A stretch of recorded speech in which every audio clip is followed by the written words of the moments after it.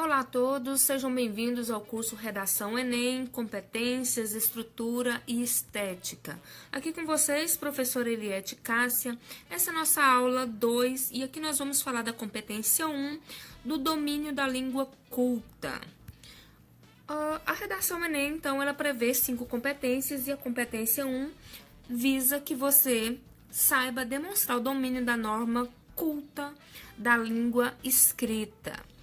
E aí, ela diz o seguinte, lá dentro da cartilha do Enem para o estudante. Competência 1 estabelece que é necessário demonstrar o domínio da norma padrão da língua escrita, é necessária a aplicação de alguns itens linguísticos de maneira correta, como o uso da crase, concordância, regência, colocação pronominal e pontuação. Se você não faz ideia do que é uma regência, não faz ideia do que é uma colocação pronominal, uso da crase, concordância, me siga que em breve eu estarei disponibilizando cursos para falar especificamente dessas nomenclatura, desses conteúdos, tá? Porque faz necessário para você saber quando é falado para você de forma técnica desse jeito, automaticamente você já tem que linkar com o conteúdo que está falando. Por quê? Porque senão a prova não vai fazer sentido para você, senão o enunciado não fará sentido e, consequentemente, você vai estar lá sambando, sem saber o que você está fazendo ali, tá? Então, vamos lá, vamos seguir.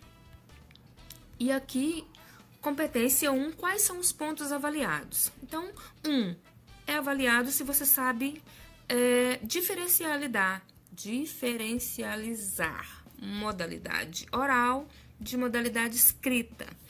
Quer saber também se você consegue fazer um uso de ortografia e de regras gramaticais de forma satisfatória. Olha também a estética e se você respeita o número de linhas. Outros itens avaliados: ausência de marcas de oralidade, precisão vocabular, colocação das letras maiúscula e minúscula, e se você sabe fazer divisão silábica na mudança de linha, na translineação. O que significa isso aqui? Significa que quando você chega na última margem, né? Primeira margem da prova, última margem, se você sabe separar aquela sílaba ali para fazer a translineação, passar daquela linha para outra linha, tá? Muita gente se perde nisso aqui e o texto fica sambando no meio da folha, por quê? Porque prefere passar a palavra toda para a linha de baixo, né, do que fazer a separação, porque tem dificuldade disso. Então, fazer separação de sílaba é algo bastante importante para você, porque senão você vai perder pontos no Enem. Vamos agora, então, falar de inadequações do uso linguístico, né, e nós vamos falar de desvios graves, de desvios mais graves e de desvios leves. Observem comigo. O que o Enem considera desvios mais graves? Ele considera desvio grave, né, muito grave, a falta de concordância entre verbo e sujeito, tá? Faz também muito grave se você não faz períodos completos, faz períodos incompletos, truncados, que comprometem a compreensão, né? Períodos são aquelas frases amontoadas, muito grandes, né? Se você não sabe fazer isso, você está enrolado, tá?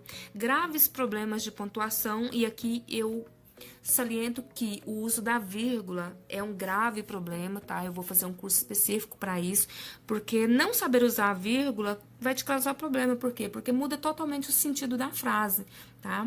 Então, isso é outro ponto gravíssimo.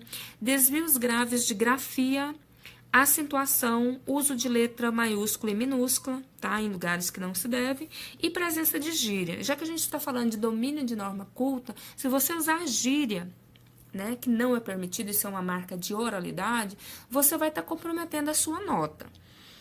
Desvios graves agora, aqueles lá foram os mais graves. Falta de concordância do verbo com o sujeito, falta de concordância do adjetivo com o substantivo, regência nominal e verbal inadequada, ausência de emprego indevido de preposição, ausência do acento indicativo de crase ou o seu uso inadequado.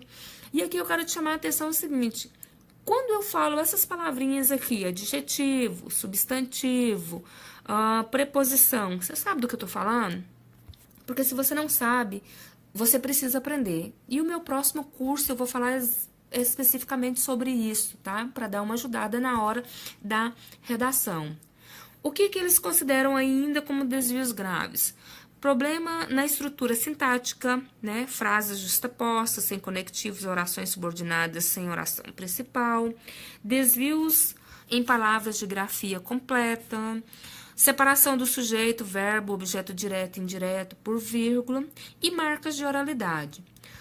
O que eles consideram desvios leves, tá? Ausência de concordância em passiva sintética, exemplo, uso de vende-se em vez de vendem-se, casas. Se você cometer erros não tão graves, sua nota não cai tanto, tá?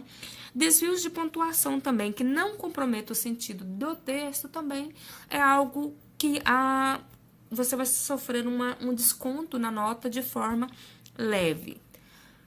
Como que é feita a pontuação, então? É o seguinte, a pontuação na competência 1, como nas demais outras competências, é assim, não considerada, quando eles nem consideram a sua redação porque você foi péssimo, você não foi ruim, você foi péssimo, você foi muito mal. Então, a pontuação é 0, não há o que se considerar. Se o seu texto é precário nessa competência de domínio da língua culta, você vai receber apenas 40 pontos. Se é insuficiente, você não é tão lascado assim, 80 pontos. Se você é mediano, tem um conhecimento razoável, você receberá 120 pontos. Se você tem um bom conhecimento da norma culta, 80 pontos. E apenas se você for ótimo, muito, muito, muito bom, você receberá 200 pontos. Observe que aqui você de cara, né, se for ruim, você, né, já vai receber menos 160 pontos. Vamos supor que seu texto seja precário.